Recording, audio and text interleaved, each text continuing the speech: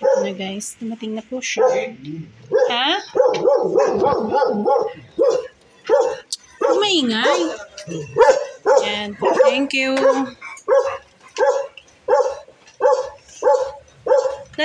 Ingatan mo.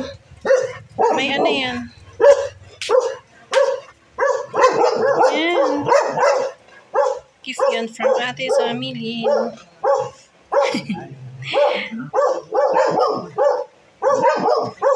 Thank you.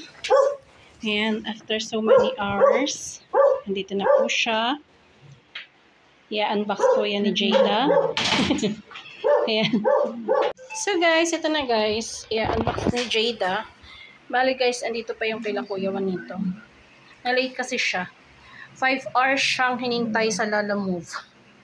Kaya so, tomorrow ibibigay natin, ipapadala natin yung kay Kuya Juanito and Ate Jessie. Yan. Nahirapan natin. Sige lang. Ayan guys. The reaction of the girl. What's that, anak?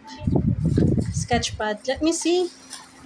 To Jada from Tita Zamilin. Diba? To Jada from Tita Zamilin. Yan. Thank you, Ate Zami. Tuwan-tuwa. Doon pa. To Jada from Tita Zamilin. Diba? Happy ang baby. Happy ka. What's that? Let me see. To Jada again. Wow, ang dami naman yan, ate. From Tita Zami. What's that? May ulam na daw siya bukas. Siyempre kay mami na yan. Ayan. From Tita Zamilin again. And, ayan to daddy yan. From Ate Zamilin. Ayan o. Happy? Yeah. What will you say? Thank you. Ayan. Ikaw? Thank you, Tita Zamilin. Ang gulo ng hair. Ayan, guys. Thank you so much, ate. Naku, tuwan-tuwa ang batuta ko. Love you, ate. Thank you so much.